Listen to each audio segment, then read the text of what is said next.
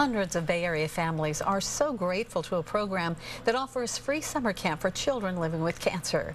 Camp Okizu not only helps the children, but it also offers family camps and camps for siblings to help the entire family cope with cancer. There's no way any words could explain how awesome this place is. No words at all.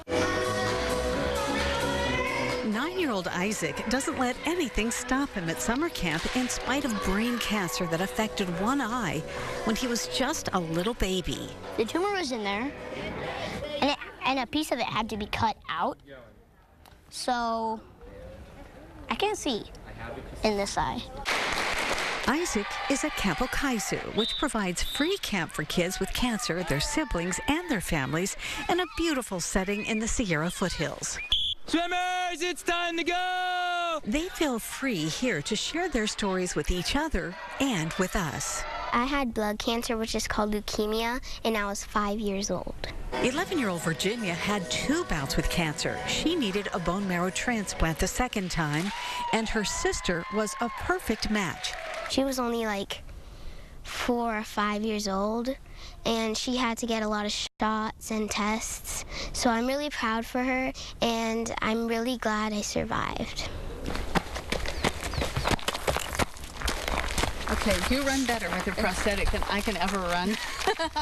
12-year-old Ashton and his family had to make a difficult decision when he was just 8, diagnosed with bone cancer.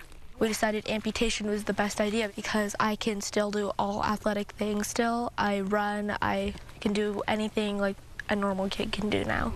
I was 10 years old, 5th grade, acute lymphoblastic leukemia.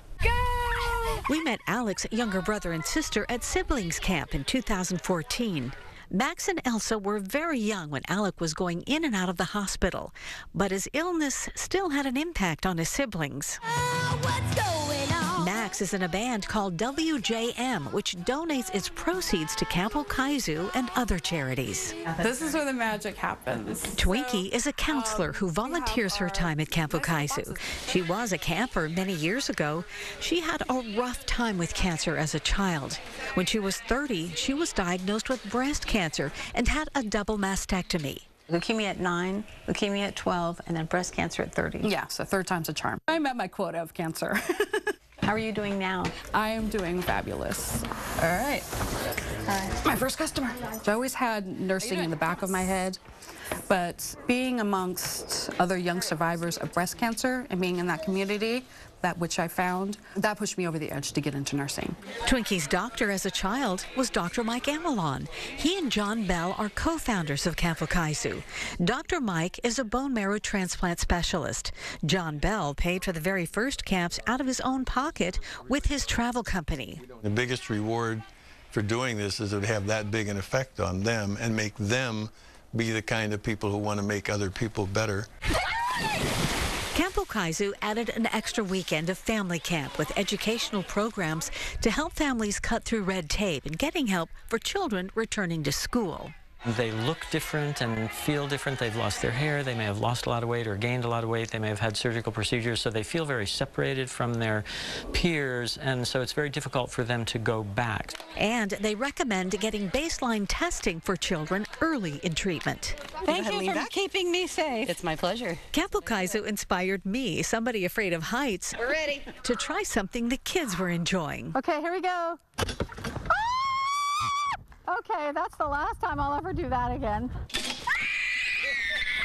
I love it here. It's so much fun. You can just be yourself. You can forget about the whole cancer thing, and it's just, you're you.